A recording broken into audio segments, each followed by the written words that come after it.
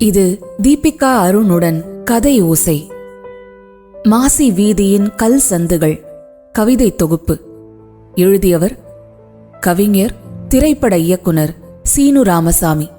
ஒலி வடிவில் வழங்குபவர் தீபிகா அருண். தலைப்பு: வீடு. பாதைகள் உயிர் பெற்று நினைவின் வழி இல்லம் சேரும்.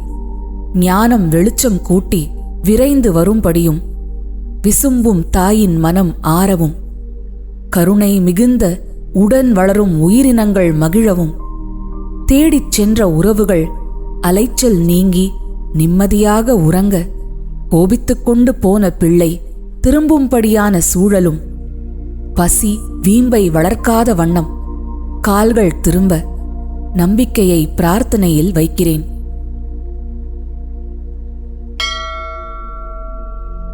தலைப்பு: விதி. செடி தாங்கிய மொட்டு அவிழ்ந்து இயற்கையின் சங்கம புலர்தலில் நேற்று ஒரு பூ தான் உதிர்வோம் என்றே நினைக்கவில்லை. வெயிலுக்கு களைத்து தார் சாலையில் டயர் வெடித்து ஒரு வாகனம் உருண்டுவிடுமென்றே முந்தைய இரவில் உறங்கும்போது எவருக்கும் தெரியாது. பூ வாகனத்தில் வந்தது. புரண்ட வாகனத்தில் பூத்திருந்தது. அது எப்படி என்று அந்நாளில் வெறிச்சோடிய நீண்ட சாலைக்கும் தெரியாது.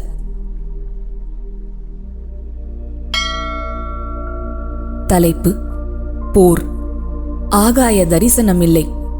ஒரு நாளும் நின்று நிதானித்து நில ஒளியில் குளிக்கவில்லை. அடிப்பாதம் மண் துகள்கள் தழுவி நெஞ்சம் சேராத சமுத்திர காற்று. அதன் அருகிலிருந்தும் PS வீரப்பாக்கள் இல்லாமலேயே சிரித்தபடி எம்ஜிஆரின் கத்திச் சண்டையோடு ஓயாத பெருவாழ்வு. விளக்கில் எண்ணெய் குறைந்தாலும் வெளிச்சமோ பிரகாசம் இருள் நீண்ட உலகில்.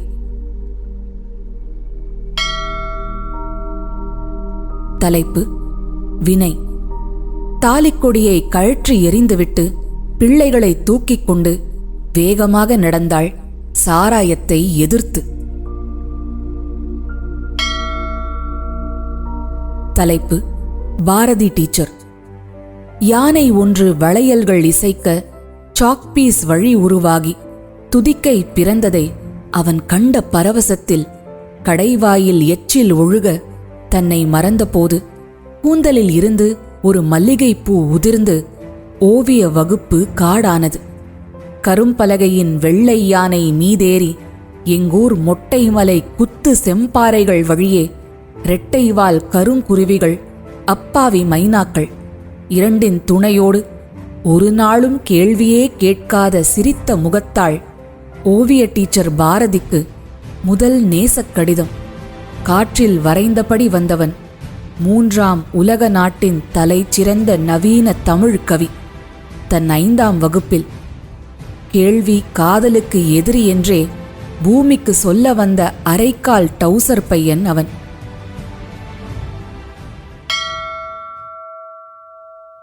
தலைப்பு: வியாபார வெளி. முகத்தில் புருவங்கள் இல்லை. புருவங்களில் மயிர் இல்லை. மூக்கு இல்லை. உயிரசைய கண்கள் இல்லை. இருப்பதெல்லாம் கூரான ஸ்தனங்கள்.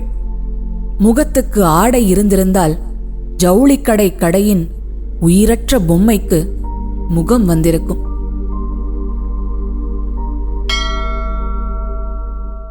தலைப்பு: யாத்திரை.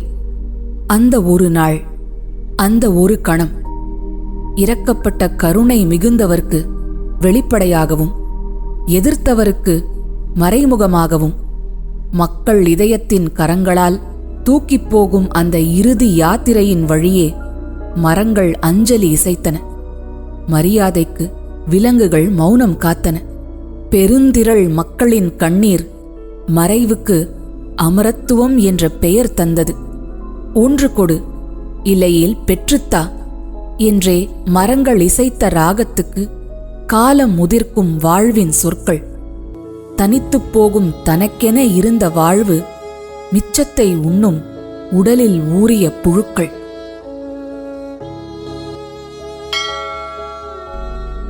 தலைப்பு: ஒரே பார்வை. ஒரு பள்ளிக்கூடத்தின் வாசலில் காத்திருக்கிறேன். ஒவ்வொரு நிமிடமும் ஒவ்வொரு உயிராக வேகமாக வந்து சேர்கிறார்கள். ஒவ்வொருவரும் ஒரே பார்வையான திசையை நிறைத்து மகள்களும் மகன்களும் வெளியே வரத் தொடங்கினர்.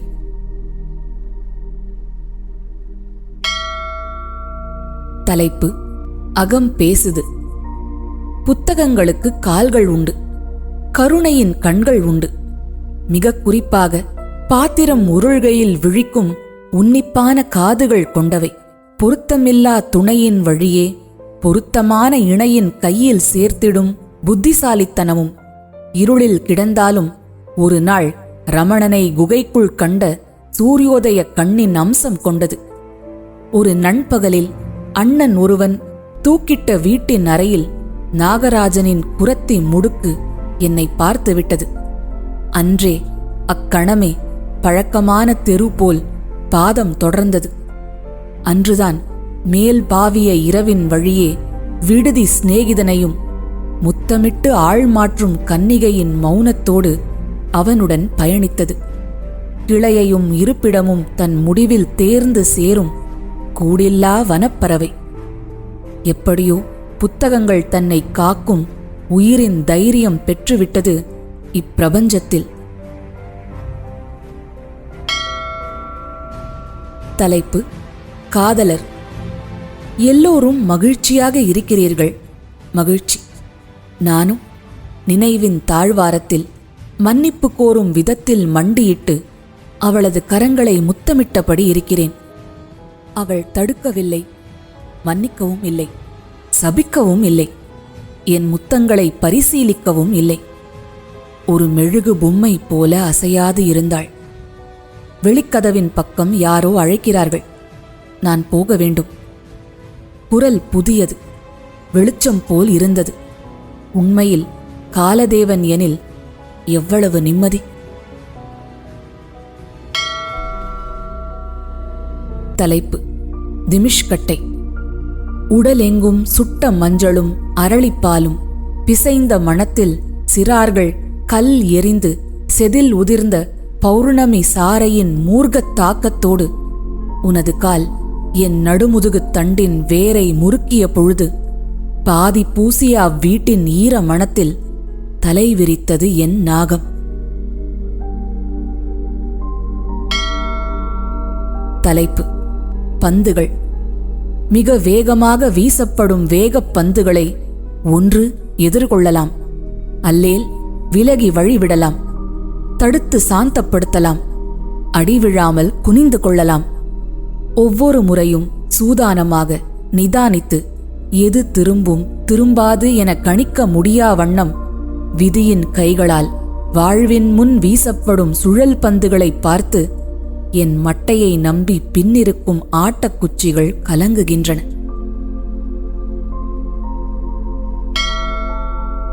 தலைப்பு: குரல். கீரை விற்பவள். மீன் விற்பவரின் குரலில் மீன் விற்பவர் காய் விற்பவராக, பேரிச்சம்பழக்காரர் சேலை விற்பவராக, தனிநபர் வியாபாரத்தின் உச்சநிலை இது. ரயில் பெட்டிகளை விட்டு பிரியும் போதும் தேநீர் விற்பவர்களின் குரல் பெருஞ்சத்தமாக கேட்கத் தொடங்குவது அந்தியின் செவ்வான் எதிரொலி. ஆளில்லா தெருவிலும் உருமாறி ஒலிக்கின்றன ஒற்றை பறவையின் வெவ்வேறு குரல்கள்.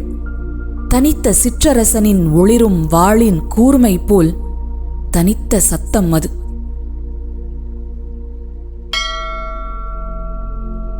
தலைப்பு: ரசனையின் அழைப்பு. வாக்குவாதம் செய்து பயணச்சீட்டின் எண் காட்டி ஜன்னல் வழி அமர்ந்தவனின் உயிர் மலையில் புரண்ட பேருந்தில் முதலில் பிரிந்தது. அவ்விருக்கையில் அமர அவன் அடம் பிடித்த தீவிரத்தில் ரசனையின் அடிமைத்தனத்தை புரிந்து கொண்டது இயற்கை. விட்டுக் கொடுத்தவனை விட்டுவிட்டது இல்லச் சிறைக்கு. ரசிகனை விபத்தின் வழி விடுதலை செய்தது.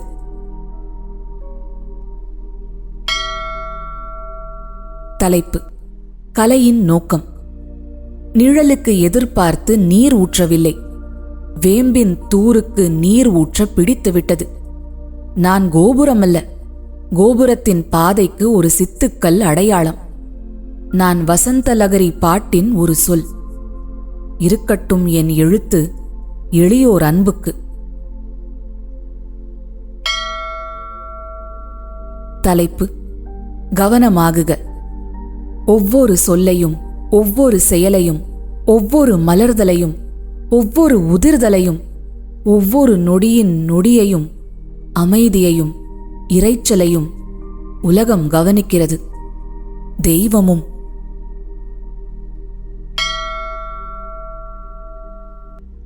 தலைப்பு: முன்னர் மழை. மழைக்கு முன்னே வானத்தின் நீலத் திரையில் மேகங்கள் சூழ்ந்தது. நதிக்கு, கடலுக்கு, மரத்துக்கு, சிறு அணிலுக்கு, வீட்டின் குடைக்கு உயிர் அசைந்தது. மருந்து கடைக்காரன் இருமல் மருந்தின் பெட்டியை திறந்து வைத்தான். முன்னே ஓடி கொடிச்சீலையை உருவினாள் ஒருத்தி. அனுபவம் வரும்போது சொல்லி வருகின்றன. ஆயத்தங்களுக்கு நெருக்கடியில்லை. சொல்லாமல் வரத் தொடங்கிய அனுபவத்தில் நகரங்களும் கிராமங்களும் ஆயத்தங்களும் மூழ்கத் தொடங்கின.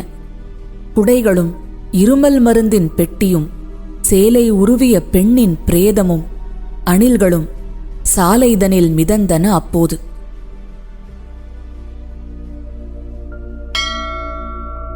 தலைப்பு: கலை. என்னிடம் எதுவும் இல்லை. உண்மையில் இருப்பதெல்லாம் வந்துவிடும் என்ற நம்பிக்கையின் துடிப்பை தவிர. தீரா தாகம், அருந்த அருந்த பெருகும் தாகம். என்னவோ ஒரு புண்ணியம், இப்படி ஒரு வாழ்வு. தலைப்பு: அன்பில் பெரிது. காட்டிடை முளைவிட்ட கிழங்குகளும் சுட்ட இறைச்சியும் விளைந்த பழங்களும் உன் பாதத்தில் வைத்தேன். நானோ குஹன். என்னளவு அன்பின் தர்மம் அதுவே, அவ்வளவே.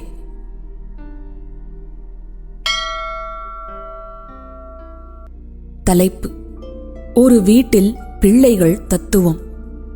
மூத்தது அமைதி, இளையது பேச்சு. மூத்தது சாந்தம், இளையது வேகம். மூத்தது சிந்தனை, இளையது செயல். மூத்தது இளையது, இரண்டுமே என் பிள்ளைகள். எல்லோரு வீட்டிலும் பிறப்புகள் அறிந்தாலும் எவரிடம் கேட்பேன்? மயிலேறிய முன்கோபத்தின் சிறுவயது துறவி தண்டபாணியிடமா? சிந்தனைக்கு வெகுமதியும் இருந்த இடத்துக்கு வரும் எனும் நம்பிக்கையின் தேன் கரும்பென் விநாயகனிடமா? இருவரும் வசிக்கும் என் வீட்டில் எவரிடம் கேட்பேன்? தலைப்பு: தேற்றம். மின்சாரமில்லாத வீட்டில் பிறந்தவன் நான். அரிக்கேன் விளக்கின் சிமிழ் நேற்றிரவின் வெளிச்சத்துக்கு இன்று கருத்திருக்கும் சாம்பலில் துலக்குவேன். சாம்பல் எரிந்த எரு. ஒரு கீறலின்றி சிமிழ் விளக்கு பிரகாசமாக எரியும். வெந்ததை வாழ வைக்கும் ஒரு ஜீவன் வெந்து, தோற்றவனை தோற்றவன் தேற்றுவது போல்.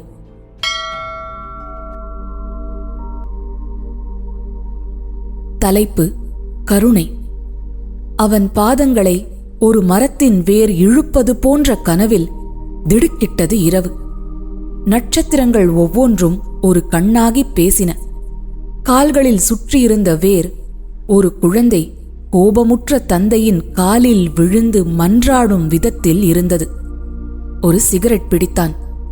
சுருண்டு போன கடைசி புகைக்குப் பின் வஞ்சகமும் மறைந்து சூழ்ந்திருந்தது. அதிகாலையில் இயந்திர ரம்பத்தால் முதலில் காலில் சுற்றிய வேர்களை அறுத்தான். பின் மரத்தை நோக்கினான். மரம் அமைதியாக இருந்தது.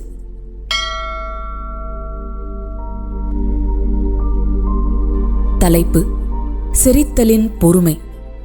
உணவே கடினமாக விழுங்கலில் சிறுகச் சிறுக தொண்டை வழி இறங்கி அசைய முடியாது தவிக்கும் மலைப்பாம்புக்கு இறங்குகிறேன். உண்பதற்கு நெடிய வதையின் வாழ்வு துயரதன் உச்சம். சலிப்பின்றி விழுங்கிக் கொண்டே இருக்கிறது ஒரு ஆட்டையோ எலியையோ இம்மலைப்பாம்புகள். ஆளையே விழுங்கும் மனிதர்கள் அதை சிரமமின்றி செய்வதுதான் எனக்கு ஆச்சரியம். மற்றவர்களுக்கு தெரியாமல் பொறுத்து சகுனியின் பகடை உருட்டை போல கொஞ்சம் கொஞ்சமாக கடல் அரிப்பென நிதானமாக புதிய பறவை சிவாஜியை விஞ்சி புகையை ரசம் சொட்டச் சொட்ட ஊதி விடுகின்றனர்.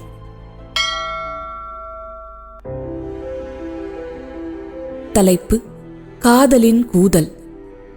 தாமரை குளத்தில் குளிக்கும்போது நீரள்ளிப் போகும் செங்காட்டில் கருத்த என் சுந்தரவள்ளி ஆழ பள்ளத்தில் விழுந்து கழுத்தை தூக்கி நிற்கும் ஒட்டகச் சிவிங்கிக்கு கண் கூசும் மதிய வெயில் போல கழுத்தளவு நீரில் நிற்கும் எனக்கு நீ.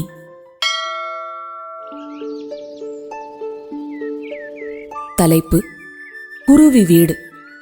சற்று பதட்டத்தோடு குருவிகள் அங்கும் இங்கும் இருப்பதற்கும் சிறு சத்தத்துக்கும் பதறி பறப்பதற்கும் ஒரு காரணமும் அறியாதிருந்தேன். நிலத்தில் முட்டைகளை புதைத்துவிட்டு நீருக்கு மேலே ஒளிரும் கண்கள் தூக்கி இரைக்கு காத்திருக்கும் நிதானமான முதலைகளை காணும் வரை. தலைப்பு: கவித்தோற்றம். மீசை அரும்பிய வயதில் மலைத்தொடரொன்றில் பனிக்காற்றின் ஈரத்தோடு அணைக்க விரும்பும் உன் ஏக்கத்தை விவரித்த உணர்வோடு ஒன்றி என் சொற்களின் பூதூவிய பாதையில் அந்திக் கருக்கலில் இருளுக்குள் மசியப் போகும் மொழியின் தவிப்போடு நீ தந்திராத முத்தங்களையும் ஒவ்வொரு வடிவத்தில் தந்து கவிதையின் தூவானத்தில் பறக்கவிட்டேன் அவளை. என்னை கவிஞன் என்றனர் நீ உள்ளிட்ட நண்பர்கள். நானும் நட்பின் கயவன்.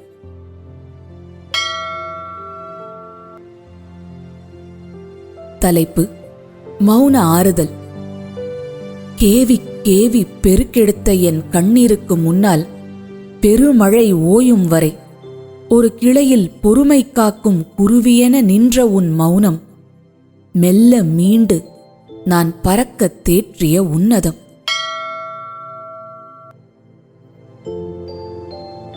தலைப்பு: நிலைப்பாடு. கோபம், ஆற்ற முடியாத பெருங்கோபம். என் கதவை அடைத்துக் கொண்டேன். தலைப்பு: இணைவின் ஓசை. என் ஆழ் மனதின் துடிப்பும் ஏதோ ஒரு பறவையின் கூவல் ஓசையும் காட்டின் நீண்ட ஒற்றையடி பாதையின் குறுக்கே கடந்து கொண்டிருந்த செவ்வெரும்புகளும் காட்சியின் புலத்தில் ஒலியோடு தெளிந்து மங்கித் தெரிந்தன கண்களுக்கு. உன்னோடு பிணைந்த மரச்செறிவில் கோடையில் மெத்தையான முதிர் சருகுகளும் உன் வெப்ப மூச்சோடு சிணுங்கியது.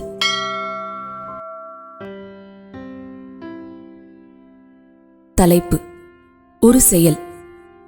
முத்தமிட்டு காட்டியும் பிரார்த்தனையில் காலில் விழுந்து ஆசிகள் பெற்று சுட்டதெல்லாம் மகான்களுக்கு.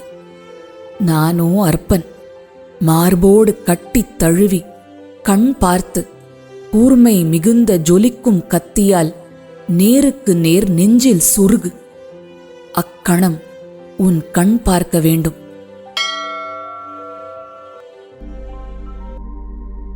தலைப்பு: அமைதி. கோயில் வாசலில் வரிசையாக ஒழுங்கின் வகிடில் அமர்ந்திருக்கிறார்கள். தேவாலய வாசலில் ஸ்தோஸ்திரம் சொல்லியும் சிறிய வரிசையாக மசூதி தர்காவிலும் அமர்ந்திருக்கிறார்கள். பலர் கேட்பதில்லை. ஒரு சிலர் பின்தொடர்ந்து வருகிறார்கள். மற்ற இடங்களில் அப்படியில்லை. பிச்சை கேட்போர் அது தனிக்கதை.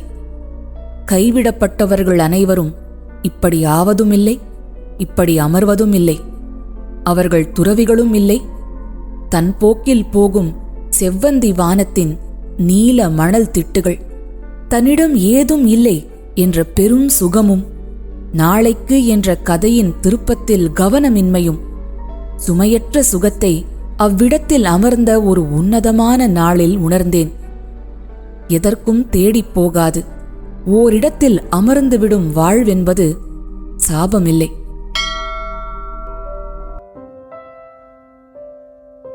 தலைப்பு: வந்தவன். ஒரு எதிர்பாராத விருந்தாளியின் வருகையை நகரத்தில் எதிர்கொள்வது உடைந்த குழாயின் துவாரத்தில் வெகுநேரம் கை வைத்திருப்பது போல. அவன் கிராமத்தில் பால்யத்தில் தின்ற நவ்வாப்பழ கொட்டைகளை ஓர் ஓரத்தில் ஒதுக்கியபடி வருவான். எல்லா சாவுகளையும் தன் சங்கால் ஊதாமல் இருக்க முடியாது அவனால். அலுவலக படிக்கட்டு ஒவ்வொன்றும் அவனை திருப்பி அனுப்பும் யோசனையில் ஒவ்வொரு படியாக மெதுவாக கடக்கிறது. கடந்து போன வாழ்வும் அவ்வாறு போயிருக்கிறது. போனவர் வந்தவர், முகம் மறந்தவர் பலர். ஒருமுறை கூட அவன் காசு மட்டும் கேட்டதில்லை. குழந்தைகளுக்கு பிரண்டை கொடியாவது தராமல் சென்றதில்லை. நானும் ஒரு நாளும் அவனை வீட்டுக்கு அழைத்ததில்லை. தலைப்பு: நிலப்பெயர்வும் குடியேற்றமும். நான் நின்ற இடத்தில் மண் இருந்தது. மண்ணுக்கு கீழே மூதாதையர் அடங்கியிருந்தனர். அவர்களுக்கு கீழே ஊற்றுகள் கசிந்தபடி வெயில் வெம்மையில் பாடுபட்டவர்களுக்கு அன்பின் இசையை இசைத்த வண்ணம் அவர்களோடு வாழ்ந்து வருகிறது ஈரப்பதம். மண்ணில் மூதாதையர் தங்களை விட்டுப்போன உறவுகளைத் தேடி இரவில் நிலவின் அமைதியில் வருவதும் தொடர்கிறது.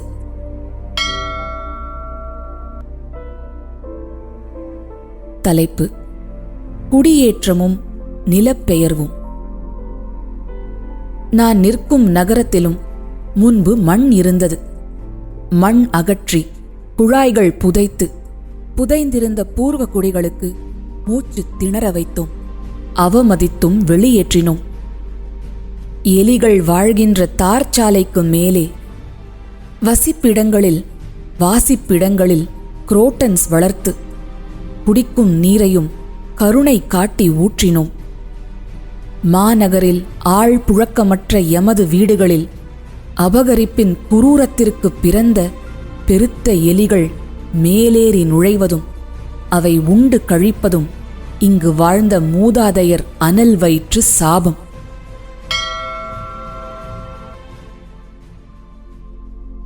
தலைப்பு: கடவுளின் கோபம். ஒரு கைவிடப்பட்ட மெலிந்த நேயமிக்க மெய்ப்பனின் மன்னிப்பு பின்னாளில் கடவுளின் சொல்லாக அறியப்பட்டது. ஏழைகளை மேட்டு நிலத்துக்கு அழைத்த சுதந்திர பிரதிநிதியின் துயரக் குரல் இன்னமும் கேட்கிறது எங்கோ. அவர்கள் அவ்வாறு பிறந்து விட்டார்கள் எனும்போது ஒருவனையோ ஒரு வர்க்கத்தையோ மன்னிப்பதற்கு முன் சமாதானம் தரும் இச்சொற்களில் இரத்தம் சிலுவையிலிருந்து சொட்டியபடி இன்னமும் இருக்கிறது. தேவன் மன்னிப்புக்கு பிரார்த்தித்த பின் பூமி பிளந்ததெனில் அது ஒரு பொது சமாதானம் அல்ல. துயருற்றவனின் மன்னிப்பை கடவுள் ஏற்பதில்லை.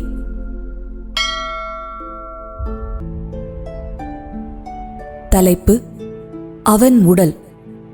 கால்களுக்கு 2 சக்கரங்கள் வாங்கித் தந்தான். விரைந்த வேகத்தில் அவன் சொல்ல வந்தது கேட்கவில்லை அவளுக்கு. தலைக்கு கவசம் வாங்கித் தந்தான். பிரியத்தின் கண்களை கனத்த தலையால் பார்க்காது போனாள். இதயத்திற்கு இன்ஜின் கேட்டாள். வாங்கித் தந்தான். அதிக இயக்கத்தில் பறக்கும் வியப்பில் மண்ணில் நிற்கும் அவனை அவள் கண்களுக்கு தெரியவில்லை. ஒரு புதிய இல்லத்தின் சாவியை தந்தான். அவனை பூட்டிய அறை கூண்டை திறக்க மறந்தாள். உலோகப் பெண்ணோடு சிநேகித்து கேட்டதெல்லாம் வாங்கித்தரும் அவனுக்கு அன்பில் மயங்கும் இதயமும் எலும்பாலான கைகளும் இரத்தமும் சதையும் நரம்பும் வியர்வை சுரக்கும் உடலும் மண்டியிட கால்களும் இருந்தன.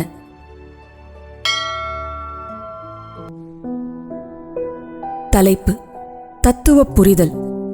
முத்தமிடாமல் கடந்து போன பழைய சிநேகிதியின் நினைப்பில் மிதப்பது போல விலகி நெருங்கும் சுகம். சொல்லில் இறங்காத பகல் கனவு. பல நேரங்களில் கவிதையை தூண்டுகிற, கவிதையை கிழிக்கவும் கூறுகின்ற வினோத லீலம். எதுவும் நிறைய விலகு.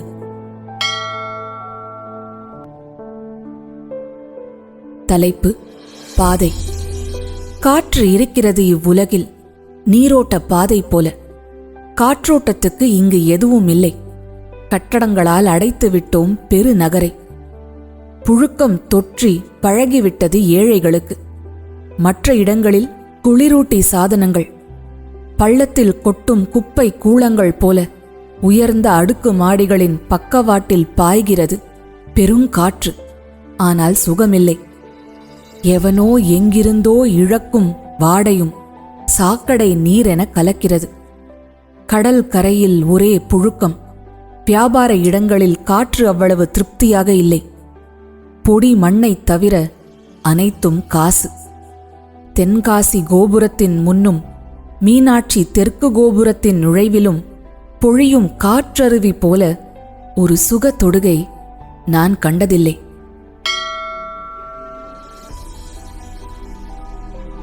தலைப்பு: தாமதத்தின் குரல். உயிரின் கரையை உருக்கும் அடி வயிற்றில் ஆற்றாமையில் ஊறும் அமிலத்தின் வாதை எழுத முடியுமா? பௌர்ணமி ஆழ்கடல் மீன்கள் உயிரோடு இருக்கும் மூத்த சகோதர மீனை சிதிலம் சிதிலமாக உண்ணும் சத்தம் கேட்டிருப்பாயா? தாமதத்தின் பரிதவிப்பை எந்த பேறுகால மருத்துவமனையிலாவது நின்று தவித்திருக்கிறாயா?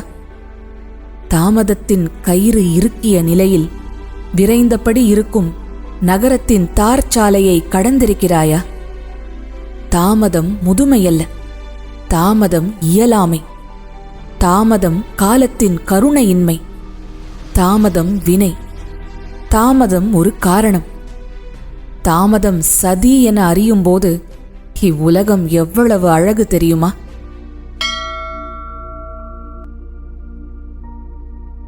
தலைப்பு: நிஜம். இருக்கும் இடத்தை காட்டும் தவளைக்கு, ஊறும் பாம்புக்கு, பிரயோஜனமற்ற பொறாமைக்கும் காழ்ப்புணர்ச்சிக்கும் வழிகள் சுலபமாக நம்மை வந்தடைகின்றன. அன்புக்கும் அதை பெரும் பேரன்பும் காக்கும் கருணையும் நீதியின் ஒளியும் நியாயத்தின் கனியும் தண்டவாளம் வழியே நிலையம் நிலையமாக பொறுத்து நடந்தே வருகிறது.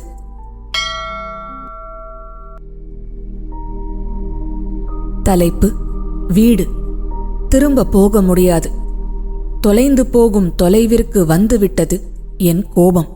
பெயரில்லாத செடிகளும் காய்க்க காத்திருக்கும் ருத்ராட்ச மரத்தின் பூக்களும் வாலாட்டி நிற்கும் நாய்க்குட்டியும் அப்போது அங்கிருந்தன.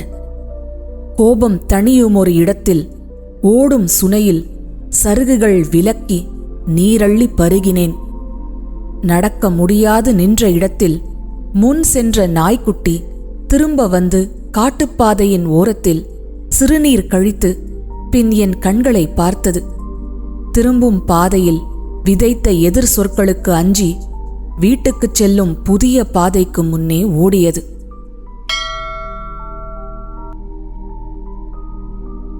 தலைப்பு: மனம். அதன் நோக்கம் அதுவல்ல. பசிக்கு பாவமில்லை, பசிக்கு இரக்கமில்லை, இலக்கியமில்லை. பலம் குறைந்த மானை கழுத்தில் கவ்வுகிறது செந்நாய். இதை நேர்த்தி மிகுந்த ஒளிப்பதிவில் வெறியின் ரசனை வழி ருசிக்கு இட்டுச் செல்லும் ஒரு பசித்த மிருகம். அவரவர் வாயில் தப்பிக்க தவிக்கும் மானோடு கோடிக்கணக்கில் கண்கள் ரசிக்கின்றன. யாவையும் பார்க்கும் மனமேவிய மனங்களின் மேய்ச்சல் நிலத்தில் இது நடக்கிறது. தலைப்பு: ஓவிய மகள். தூண்டாமணி விளக்கு சுடர்கிற மூடிய கோவிலின் கர்ப்ப கிரகம். வெண்கல மணி நாவுகளின் மௌன வெளியில் யாழிகள் இறங்கி புரண்டு படுக்கின்றன. சிறிய யானைகள் அசைந்து கொடுக்கின்றன. தாய் தன் விசேஷ சக்தியால் மூலஸ்தானத்தின் கதவுகளை திறக்கிறாள். ஓவியத்தை நிறைவு செய்யாமல் பாதியில் உறங்கிய இளைய மகளை அம்மை எழுப்பவில்லை. ஓவிய தரிசனத்தின் வழியே அம்மையின் கருணை அருளுக்கு நான் கைகூப்பினேன். தங்கை பவதாரணிக்கு. தலைப்பு: உண்மை. தோட்டக்காரன் ஒரு நாளும் ஒரு கழித்து படுத்ததில்லை. அவரைப்பந்தல் நிழலில் சடை சடையாய் காய்த்திருந்தும் வெண்பூக்கள் பூத்திருந்தும் உதவா நிழல் உண்டு இவ்வுலகில்.